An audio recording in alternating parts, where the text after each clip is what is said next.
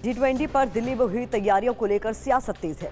दिल्ली सरकार और एलजी के बीच जुबानी जंग जारी है। हमारी सहयोगी सुरभि शर्मा ने केजरीवाल सरकार में नंबर 2 की मंत्री आतिशी से बात की है। G20 की तैयारियों को लेकर दिल्ली सरकार का प्लान क्या है, एक्सक्लूसिव बातचीत आप देखिए। G20 की मेजबानी के लिए दिल्ली तैयार है और दिल्ली आज चमक रही है, लेकिन इस चमकती धमकती दिल्ली का श्रेय जाता किसे है? टीवी9 भारतवर्ष से खास बातचीत के लिए इस वक्त आतिशी हमारे साथ हैं। आतिशी, बहुत बहुत स्वागत है आपका। और आपको सबसे पहले मैं ये बताना चाहूंगी कि चमकती धमकती दिल्ली को लेकर अब जिस तरीके से एलजी की तरफ से दावे किए जा रहे हैं, टीवी9 भारतवर्ष ने उनसे भी खास बातचीत की है। उन दावों के और उन दावों की हकीकत पर बातचीत के लिए मुझे लगता है आपसे बेहतर कौन हो सकता है। पीडब्ल्यूडी मिनिस्टर हैं आतिशी, और जिस तरीके से दिल्ली इस वक्त चमक रही है उसमें श्रेय लेने की इस होड़ के बारे में सबसे पहले आप क्या कहना चाहेंगे? देखिए, मुझे लगता है कि G20 एक ऐसा मौका है जहां पे ये भारत के गर्व का मौका है।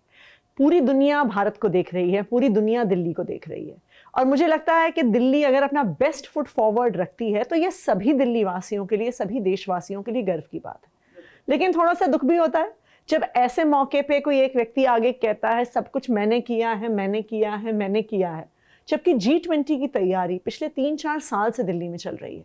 जो अभी एलजी हैं हमारे विनय सक्सेना जी, वो तो सिर्फ 2 साल पहले आए हैं।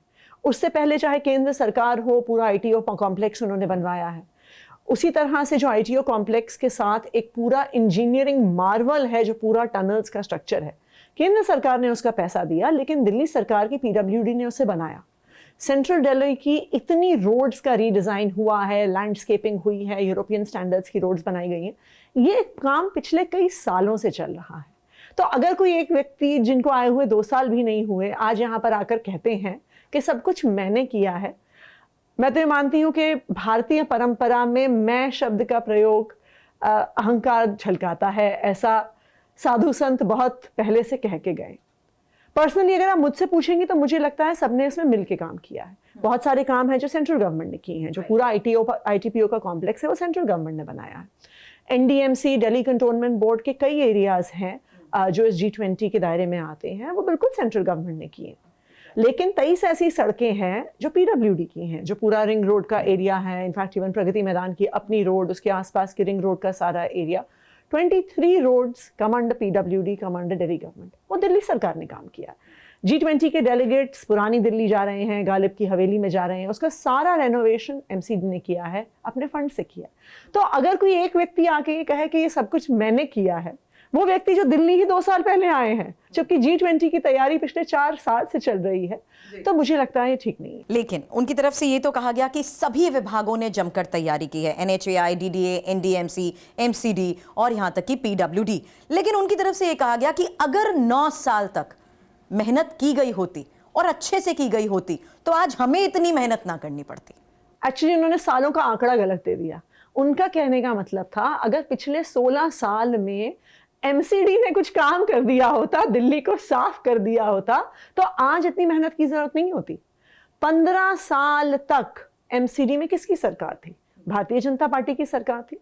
आप भी दिल्ली में रहने वाली हैं, मैं भी दिल्ली में रहने वाली हूं। हमें पता है कि दिल्ली में दर दर पर कितनी गंदगी रहती थी। 1 साल एमसीडी में कोई सरकार नहीं रही, सीधा एलजी साहब के रही अंडर वो एमसीडी, लेकिन फिर भी दिल्ली साफ नहीं हुई। यही कारण था कि दिल्ली वालों ने अरविंद केजरीवाल को एमसीडी में जिता के भेजा। वहां पर भी भारतीय जनता पार्टी ने 2-3 महीने तक सरकार नहीं बनने दी एमसीडी में। मात्र 6 महीने से आम आदमी पार्टी की सरकार ने एमसीडी में काम करना शुरू किया। सीएम साहब की लीडरशिप में हमारे मेयर ग्राउंड पे थे, हमारे डेप्यूटी मेयर ग्राउंड पे हैं, हमारे सारे पार्षद, हमारे सारे विधायक खड़े हो के सफाई कर्मचारियों से काम करवा रहे हैं, मैकेनिकल रोड स्वीपिंग मशीन से काम करवा रहे हैं। अब 6 महीने की आम आदमी पार्टी सरकार की मेहनत के बाद जब एमसीडी ने दिल्ली चमका दी तो एलजी साहब फोटो खिंचाने पहुंच गए, कहते हैं मैंने किया है। तो ये तो ठीक नहीं है। सब जानते हैं कि 16 साल भारतीय जनता पार्टी ने, एलजी साहब ने खुद एमसीडी चलाया, लेकिन फिर भी दिल्ली साफ नहीं हुई। 6 महीने में अरविंद केजरीवाल ने जब दिल्ली की साफ सफाई को ठीक कर दिया, पहले से बहुत बेहतर कर दिया, तो अब एलजी साहब क्रेडिट लेने आ रहे हैं। मैं तो एलजी साहब से कहूंगी, वो हमसे उम्र में भी बड़े हैं, वो हमसे पद में भी बड़े हैं। वो इस प्रकार से झूठ बोलें तो उनके पद को भी, उस पद की गरिमा को भी शोभा नहीं देता।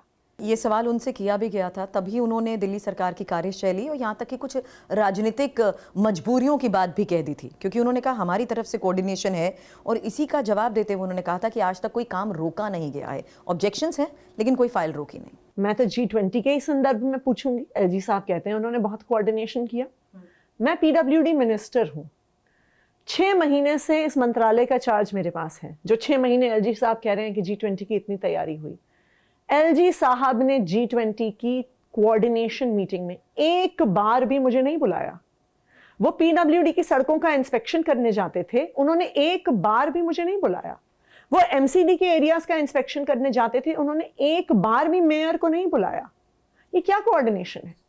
हमने फिर भी अपना फर्ज समझकर, अपना देश के प्रति फर्ज समझकर, अपनी देश की इमेज के प्रति फर्ज समझकर हमने फिर भी काम किया। एलजी साहब ने हर कोशिश कर ली चुनी हुई सरकार को इस कोऑर्डिनेशन से बाहर रखने की। वो अफसरों को बुलाते थे, हमें कभी नहीं बुलाते थे। अगर मैं काम रोकना चाहती एलजी साहब का, तो जिस समय उनका इंस्पेक्शन होता उसी समय मैं अपना रख लेती, फिर आधे अफसर उधर जाते, आधे अफसर इधर जाते। पर हमने कभी ऐसा नहीं किया, क्योंकि हमें पता है कि G20 में देश की इज्जत का सवाल है। दूसरी बात मैं आपको बताती हूँ, वो कोऑर्डिनेशन की बात करते हैं। हमने फरवरी के महीने में केंद्र सरकार से 927 करोड़ रुपए मांगे G20 में ब्यूटिफिकेशन के लिए, जो दिल्ली सरकार और एमसीडी दोनों के लिए थे। केंद्र सरकार ने हमें एक पैसा नहीं दिया। क्या हमने कभी इसे पॉलिटिकल इशू बनाया? नहीं। हमने फिर भी दिल्ली सरकार का पैसा लगाया, जो सारी पीडब्ल्यूडी रोड्स पे ब्यूटिफिकेशन हुआ है। बताइए, आज अगर आप दिल्ली में किसी भी सड़क पे बाहर निकलती हैं, तो जो ब्यूटिफिकेशन में सबसे पहली चीज आपको नजर में आती है वो है पीडब्ल्यूडी के गमले। सबसे ज्यादा आज दिल्ली को उन्होंने सजाया संवारा हुआ है, वो सारा खर्चा दिल्ली सरकार ने किया है। आज आप दिल्ली में कहीं पे भी जाइए, आपको मैकेनिकल रोड स्वीपिंग मशीनें सड़कों को साफ करती हुई दिखती हैं, आपको फ्लोरेसेंट ग्रीन और ऑरेंज जैकेट्स पहने हुए एमसीडी के सफाई कर्मचारी दिखते हैं। क्यों आखिर ये समन्वय नहीं बन पाता? ये कश्मकश रहती क्यों है? क्योंकि जब जब दिल्ली के कोई मुद्दे आते हैं, उस मामले को इस तरीके से क्यों पॉलिटिसाइज कर दिया जाता है? फिर इसका जवाब तो मुझे लगता है एलजी साहब से आपको मांगना पड़ेगा, क्योंकि जहां तक G20 की बैठक का बात है, G20 की तैयारियों की बात है, 6 महीने से ज्यादा ये राजनीति चल रही है, लेकिन दिल्ली सरकार ने कभी इसे मुद्दा नहीं बनाया। मैं बताती हूँ हमने क्यों मुद्दा नहीं बनाया। हमने इसलिए मुद्दा नहीं बनाया कि अगर हम G20 को एक पॉलिटिकल इशू बनाते तो ये बात तक दिल्ली तक नहीं रहती। जो सारी इन 20 देशों की एम्बसीज हैं जो दिल्ली में, वो सारी न्यूज़पेपर कटिंग्स अपने अपने हेड्स ऑफ स्टेट को भेजती और कहती हैं कि जहां पे दिल्ली में G20 हो रहा है, भारत में देखो कितने पॉलिटिकल झगड़े हैं। देश की इज्जत को सर्वोपरि रखते हुए, बीजेपी से इतने झगड़े होते हुए, एलजी साहब और केंद्र सरकार से इतने झगड़े होते हुए भी हमने कभी G20 को पॉलिटिसाइज नहीं किया। G20 के बाद के थोड़े से कंसर्न्स पर भी बात करूंगी, लेकिन उससे पहले ये जो धौला कुआं के रूट पर जो शिवलिंग के आकार को लेकर भी बयानबाजी हुई, या मैं ये कहूँगी जो स्टेटमेंट आए, हालांकि उस पर भी उनसे सवाल किया गया और उन्होंने कहा ये एक पीस ऑफ आर्ट है, इसको भी ज़बरदस्ती पॉलिटिसाइज किया जा रहा है। ये बड़ा इंटरेस्टिंग है पूरा इंसिडेंट। ये इंटरेस्टिंग इंसिडेंट इसलिए है क्योंकि सबसे पहले भारतीय जनता पार्टी के को लगा कि शायद ये पीडब्ल्यूडी ने बनाया है, तो उन्होंने कहा बहुत गलत हुआ, बहुत गलत हुआ, बहुत गलत हुआ। फिर पता चला, अब समस्या क्या है कि भारतीय जनता पार्टी की जो व्हाट्सएप यूनिवर्सिटी चलती है, कोई फैक्ट्स और डेटा तो देखता नहीं है। फिर जब फैक्ट्स देखने गए तो पता चला कि दिल्ली कंटोनमेंट बोर्ड की सड़क है। फिर पता चला कि NHAI ने बनवाई है। फिर पता चला एलजी साहब ने खुद खड़े होकर बनवाई है। फिर पता चला कि एलजी साहब और नितिन गडकरी ने उसका उद्घाटन किया था।